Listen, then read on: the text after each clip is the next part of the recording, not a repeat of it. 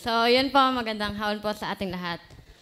Ako po ay nagpapasalamat sa Panginoon sa patuloy na buhay, sa kaligtasan na pinagkakaloob ng Panginoon.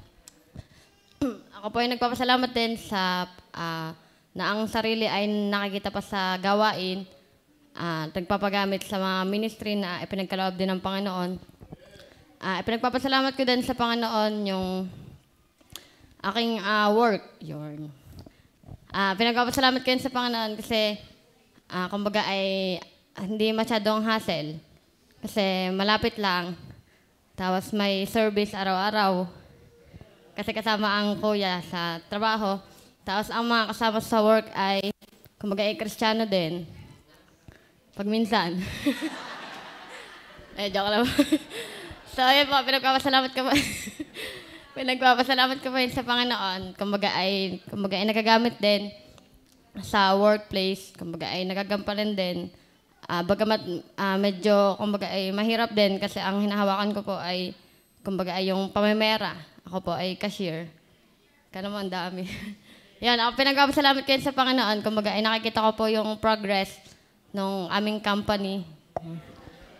Kumbaga ay nagkaroon ng extension. Kumbaga ay pinagpapala ng Panginoon kasi nakikita ko po sa buhay mismo ng aming boss. Yeah.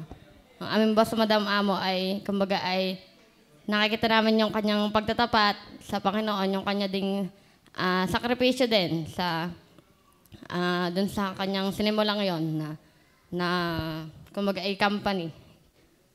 At yun ay pinagpapasalamat ko sa Panginoon na kumbaga ay hindi yung work ay hindi ginagamit ng Panginoon para lumayo, kundi bagkas ay kumbaga ay nagagamit pa din sa gawain. Kumbaga ay malapit pa din, na nakakagampan pa din ng mga gawain, nakakagampan pa din ng every Sunday sa mga gawain ay kumbaga ay nakikita pa din ng sarili. Kumbaga hindi nagiging hadlang yung work sa pagpapatuloy sa Panginoon. At pinagpapasalamat ko din sa Panginoon na nagagamit din yung work para kumbaga ay matuto din sa aspeto ng pagbibigay. Yun po ay kumbaga ay pinalangin ko din sa Panginoon na nung kumbaga ay pag nagka-work ay talagang magamit din sa aspeto ng pagbibigay. At yun po ay pinagpapasalamat ko sa Panginoon na kumbaga ay unti-unti ako po ay natututong magtapat sa Panginoon sa pagbibigay. Nagagampanan din, nakakapag-provide din sa family, sa mga gastusin din sa bahay. Baga ay nakakapagbigay din. At yun ay pinagpapasalamat ko sa Panginoon. Kumbaga ay pag may kailangang bilhin, kailangan sa bahay ay nakakapagbigay kapag umungot yung kapatid.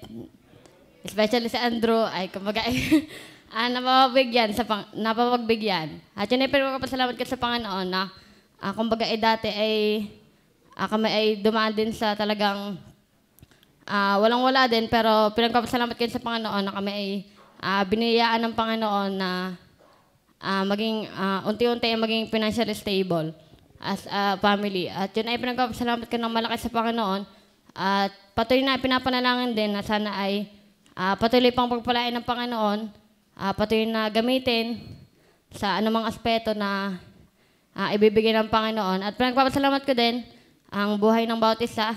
Kayo po ay pagpapala sa akin personally, sa ating pastor, kay Madam, sa mga workers, at sa bawat isa po, sa bawat isa ay ipinagpapasalamat ko po yun sa Panginoon. At salamat po sa buhay ninyo.